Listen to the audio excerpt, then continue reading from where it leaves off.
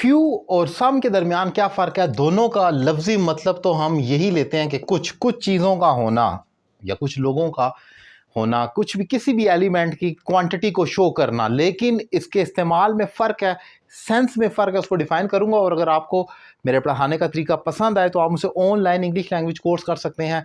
आप पाकिस्तान में या पाकिस्तान से बाहर किसी भी जगह से एक रीज़नेबल फ़ी पे कर ज्वाइन करें, बेसिक से एडवांस तक इंग्लिश लैंग्वेज कोर्स करें और अपनी इंग्लिश में एक ज़बरदस्त इंप्रूवमेंट लाएँ। अब ज़रा टॉपिक स्टार्ट करते हैं। सम हम इस्तेमाल करते हैं काउंटेबल और अनकाउंटेबल नाउन दोनों के साथ, वो चीज़ें जिनको गिना जा सकता है या जिनको नहीं गिना जा सकता। यानी कि आप ये कह सकते हैं सम हर जगह इस्तेमाल कर सकते हैं, तो ये काउंटेबल और अनकाउंटेबल की तो बहस हम रिमूव भी कर सकते हैं, क्योंकि जब दोनों के साथ ही हो सकता है तो फिर बताने की क्या जरूरत है। It's okay.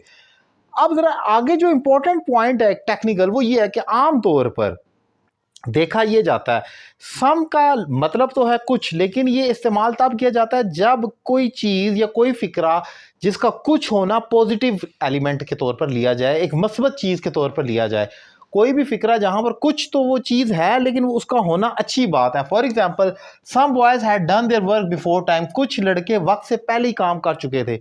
यानी कि यहां पर सम इसलिए लगाया गया कि ये तो एक अच्छा काम हुआ ना कि उन्होंने वक्त से पहले ही कर लिया था, तो यहां पर सम सूट करता है, फ्यू नहीं कह सकते। Few boys had done their work before time suit नहीं करेगा।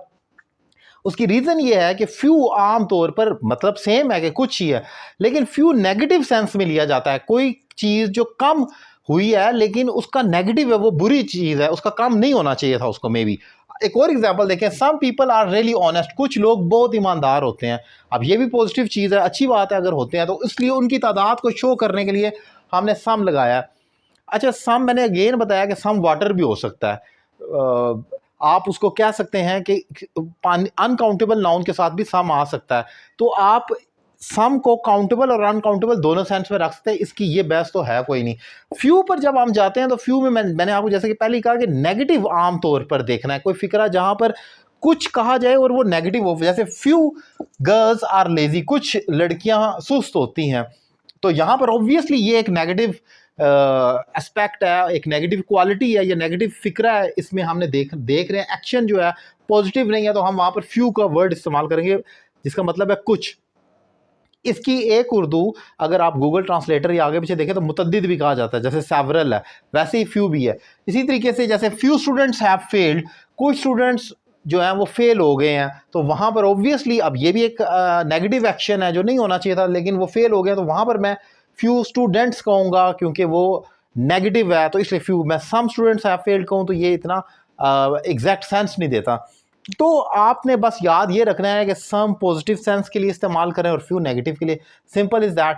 और फ्यू जो है ये अनकाउंटेबल नाउन के साथ आता है, ये काउंटेबल नाउन के साथ फ्यू काउंटेबल नाउन के साथ आता है, अनकाउंटेबल के साथ नहीं आ सकता। जैसे कि आप फ्यू वाटर नहीं कह सकते, फ्यू सैंड नहीं कह सकते, फ्यू फायर नहीं कह सकते, फ्यू पेट्रोल नहीं कह सकते। मतलब वो चीज़ें जो आप गिन सकते हैं उनके साथ आपने सिर्फ फ्यू का इस्तेमाल करना है। जैसे कि मैंने यहाँ पे लिखा है गर्ल्स को गिना जा सकता है, स्टूडेंट्स को गिना जा सकता है। तो ये एक पॉइंट इसमें आपने याद रखना है। इंपॉर्टेंट लेक्चर था जो मैंने कोशिश किया to the point precisely define करूँ, ज़्यादा बोरिंग ना करूँ इसको।